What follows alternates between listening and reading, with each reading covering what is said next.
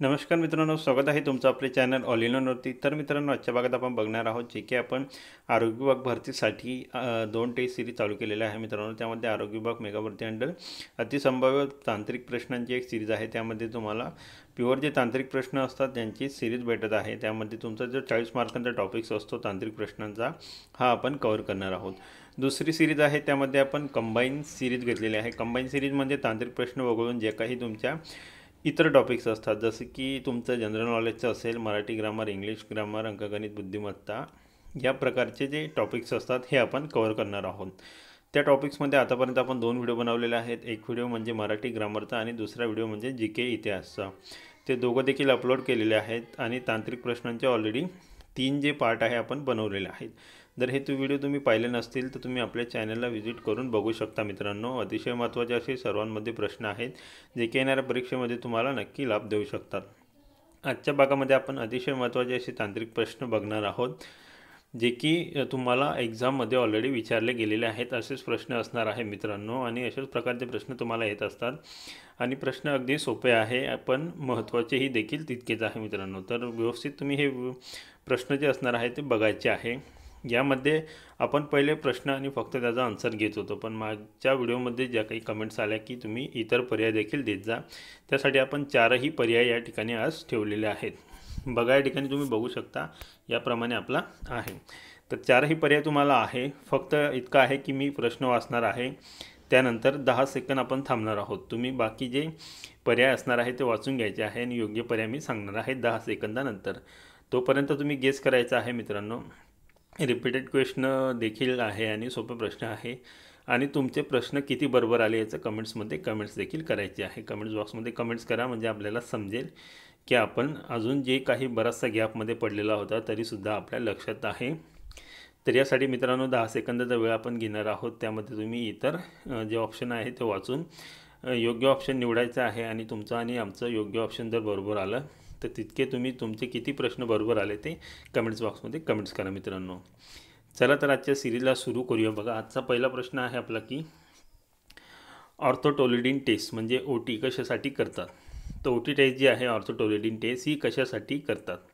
तर बघा, यासाठी या ठिकाणी 4 ऑप्शन देण्यात आलेले आहेत। 10 सेकंदाचा आपण वेळ घेणार आहोत। तुम्ही ऑप्शन वाचून घ्या आणि जे योग्य ऑप्शन आहे ते तुम्ही मनातल्या मनात तुमचं सिलेक्ट करून ठेवा मित्रांनो। योग्य ऑप्शन आपण सांगणारच आहोत। किती ऑप्शन बरोबर आले ते कमेंट्स बॉक्समध्ये कमेंट्स करायला विसरू नका। तर ऑर्थोटोलिडिन टेस्ट कशासाठी करतात।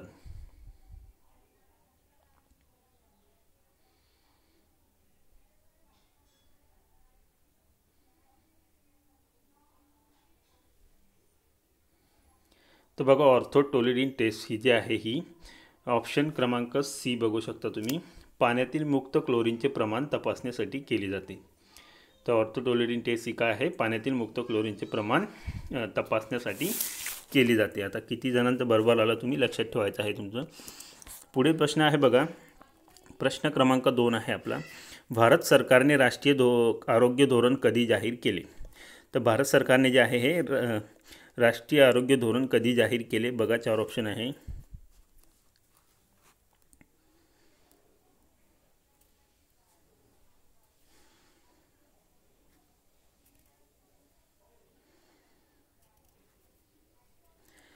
तर बघा, याचा राईट ऑप्शन आहे, बरोबरचा पर्याय आहे ऑप्शन B, 2002। तर भारत सरकारने राष्ट्रीय आरोग्य धोरण हे जे आहे कधी जाहीर केलेलं आहे, तर 2002मध्ये राष्ट्रीय आरोग्य धोरण जे आहे ते जाहीर केलं आहे। तर या धोरणाचे उद्दिष्ट काय होते मित्रांनो, तर या धोरणाचे उद्देश होते की सर्वांना आरोग्य सेवा देणे व आरोग्य सेवेचे वैश्विकीकरण करणे, हे जे आहे ते हे सरकारचं धोरण यामध्ये होतं। 2002मध्ये राष्ट्रीय लोकसंख्या धोरण जाहीर केलं होतं आणि 2002मध्ये राष्ट्रीय आरोग्य धोरण जाहीर केलं। पुढील प्रश्न आहे बघा, प्रश्न क्रमांक 3। तर प्रश्न क्रमांक 3 आहे आपला, खालीलपैकी कोणती समिती आरोग्य सेवा सुधारणा समिती नाही। तर खाली काही समित्यांचे नाव दिलेले आहेत, त्यापैकी कोणती समिती आहे की ती आरोग्य सेवा सुधारणा समिती नाही।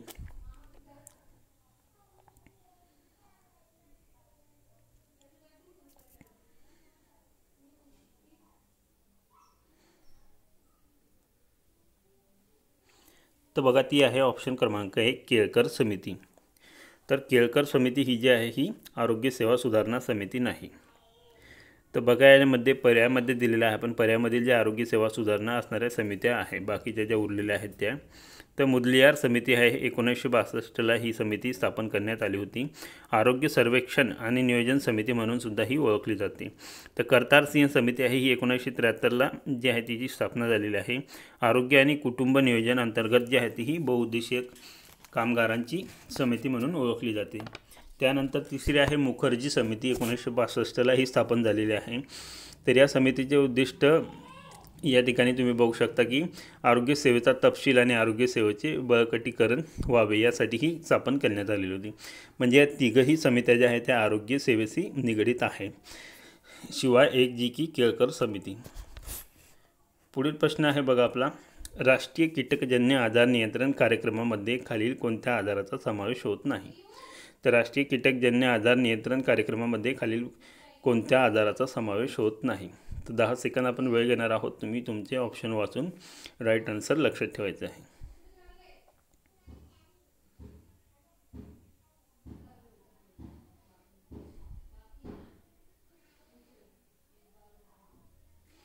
तर त्याचा पर्याय आहे बघा ऑप्शन क्रमांक बी, क्षयरोग. तर क्षयरोग हा जो आहे हा राष्ट्रीय कीटकजन्य आजार नियंत्रण कार्यक्रमामध्ये जे आहे त्याचा समावेश होत नाही. तर कीटकामार्फत प्रसार होणाऱ्या रोगाचे नियंत्रण करण्यासाठी जे आहे ते राष्ट्रीय कीटकजन्य आजार नियंत्रण कार्यक्रम म्हणजे NVBDCP शासनाने डिसेंबर 2004पासून राबवण्यास सुरुवात केली होती मित्रांनो. तर राष्ट्रीय कीटकजन्य आजार नियंत्रण कार्यक्रमाअंतर्गत येणारे आजार जे असतात त्यामध्ये तुम्ही बघू शकता, म्हणजे ते कीटकामार्फत फरत असतात. त्यामध्ये डास असेल, इतर कीटक असतील, हिवताप आहे, हत्तीरोग आहे, जापानी मेंदूजा आहे, डेंग्यू, चिकनगुनिया, काळा आजार, हे जे आहे सर्व कीटकामार्फत किंवा डासांमार्फत पसरणारे रोग आहे, म्हणून यांचा त्यामध्ये समावेश होतो, शिवाय क्षयरोग. पुढील प्रश्न आहे बघा प्रश्न क्रमांक 5. तर मलेरिया म्हणजे शिवताप ज्याला आपण म्हणत असतो, मलेरिया प्रतिबंध करण्यासाठी अतिसंवेदनशील भागात टिंबटिंब गटातील कीटकनाशकद्वारे फवारणी करतात. तर मलेरियाला प्रतिबंध करण्यासाठी कुठले जो गट आहे त्या गटातील कीटकनाशकद्वारे फवारणी करतात. तर बघा खाली 4 ऑप्शन दिलेले आहेत.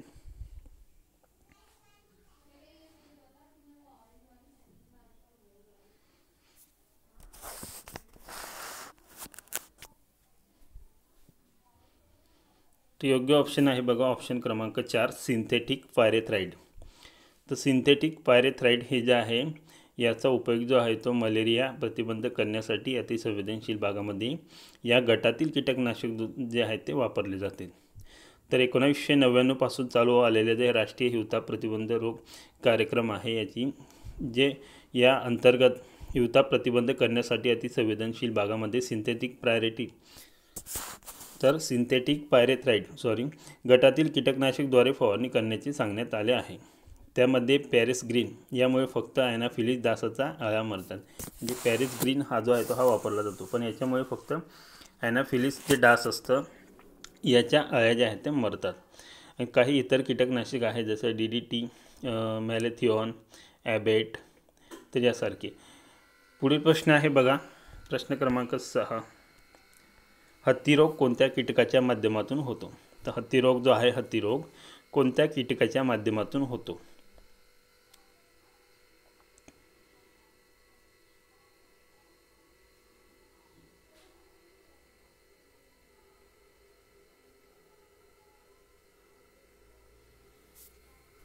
तर योग्य ऑप्शन आहे बघा ऑप्शन 1, मच्छर. तर हत्तीरोग जो आहे हा मच्छरामार्फत होत असतो आपल्याला माहीत आहे बघा. आणि त्या मच्छराचं काय नाव आहे, तो डास आहे बघा क्युलेक्स या डासामुळे हत्तीरोग हा होत असतो. तर हत्तीरोग हा जो आहे हा डासाच्या माध्यमातून होणारा रोग आहे. हत्तीरोगाला कारणीभूत असणारा क्युलेक्स, त्याची उपजात क्युलेक्स फटिगन्स हा डास आहे. या डासाची वाढ उघडी गटारे येथे होत असते. जी उघडी गटारे असतात त्यावर या डासांची वाढ जी असते ती होत असते. आणि हा डास जो आहे हा तळाशी डोके करून तिरक्या अवस्थेत असते. जर आपल्याला ओळखायचा असेल तर हा तळाशी डोके करून जो आहे तो तिरक्या अवस्थेत असतो. तर बघा पुढील प्रश्न आपला असणार आहे प्रश्न क्रमांक 7. 1 ग्राम स्निग्ध पदार्थापासून किती उष्मांक ऊर्जा मिळते. तर 1 ग्राम स्निग्ध पदार्थापासून किती उष्मांक ऊर्जा मिळते. तर बघा या ठिकाणी 4 ऑप्शन दिलेले आहेत.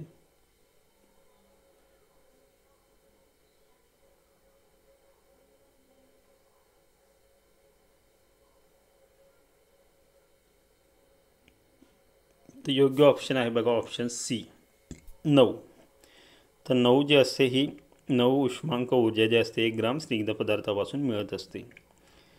तर मित्रांनो यामध्ये जे असतं स्निग्ध पदार्थ, कार्बोदक आणि प्रथिने या प्रकारे तीनही या गोष्टींवर जे आहे ते प्रश्न विचारला जातो.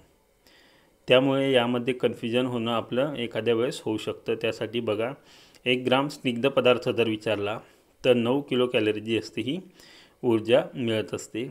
त्यानंतर 1 ग्राम कार्बोदके जर विचारले तर त्यामध्ये 4 किलो कॅलरी जी असते ही ऊर्जा मिळत असते. आणि 1 ग्राम प्रथिने जर विचारलं तर 4 म्हणजे कार्बोदक आणि प्रथिने जे असतात त्यांचे दोघांची सेम आहे 4 आणि स्निग्ध पदार्थ विचारला तर 9. पुढील प्रश्न आहे प्रश्न क्रमांक 8 बघा. खालीलपैकी कोणते जीवनसत्व तेलात विरघळणारी नाहीत. तर खालीलपैकी कोणती जीवनसत्व जे असतात ती तेलात विरघळणारी नाही. तर जीवनसत्व जे असतात ही 2 प्रकारचे असतात आपल्याला माहीत आहे. एक वॉटर सोल्युबल असतं आणि दुसरं असतं फॅट सोल्युबल. तर फॅट सोल्युबल कोणते आहेत? फॅट सोल्युबल आपण ADEK आपण या प्रकारे लक्षात ठेवलेलं आहे. ADEK याप्रमाणे आपण लक्षात ठेवू शकतो. फॅट सोल्युबल ADEK झालं. मग आता यामध्ये पर्याय काय दिलेले आहेत बघा.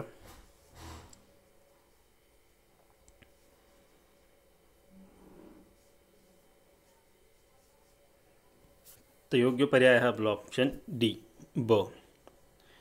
तर ब विटॅमिन जे आहेत, ब जीवनसत्व जे आहेत, विटॅमिन बी जे आहेत हे फॅट सोल्युबल नाही, तेलात विरघळणारे नाही.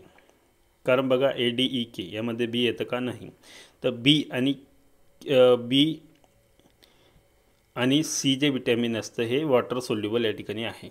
आपण बघू शकतो बी आणि सी हे जे आहे हे वॉटर सोल्युबल आहे, म्हणजे पाण्यात विरघळणारे जीवनसत्व आहेत. पुढील प्रश्न बघा. या ठिकाणी प्रश्न क्रमांक आहे आपला 9. प्रश्न क्रमांक 9 आहे की सुजवटी म्हणजे क्वाशियोरकर हा कुपोषणाचा आजार आहे. तर सुजवटी हा कुपोषणाचा आजार कशाच्या कमतरतेमुळे होतो. तर हा सुजवटी हा आजार जो आहे हा कुपोषणाचा आजार आहे आणि हा कशाच्या कमतरतेमुळे विचारलेला आहे. 4 ऑप्शन दिलेले आहेत बघा.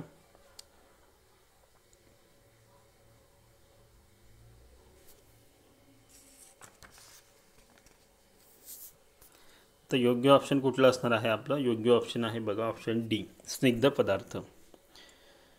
तर हा स्निग्ध पदार्थांच्या कमतरतेमुळे होणारा आजार आहे. सुजवटी हा कुपोषणाचा आजार जो आहे तो हा प्रथिनांच्या कमतरतेमुळे होत असतो. तर हा कोणते स्निग्ध पदार्थ ऑप्शन डी बघा. स्निग्ध पदार्थांच्या कमतरतेमुळे होणारा हा आजार आहे. या आजारात जे आहे ते मुलांची वाढ जी असते ती खुंटत असते. हातपायावर तसे इतर भागावर जे आहे ते सूज येते. केस व त्वचेत बदल आढळतात. यकृत मोठे होते. काही मुलांमध्ये सुकटी व सुजवटी या दोन्ही रोगाचे लक्षण दिसतात. याला सुकटी सुजवटी म्हणजे मॅरेस्मिक क्वाशियोरकर असं म्हटलं जातं. पुढील प्रश्न आहे बघा आपला प्रश्न क्रमांक 10. स्कर्वी हा आजार कोणत्या जीवनसत्वाच्या कमतरतेमुळे होतो. हा वारंवार रिपीट झालेला क्वेश्चन आहे. याचा आन्सर तर सर्वांनाच येत असेल. बघा 4 ऑप्शन आहेत.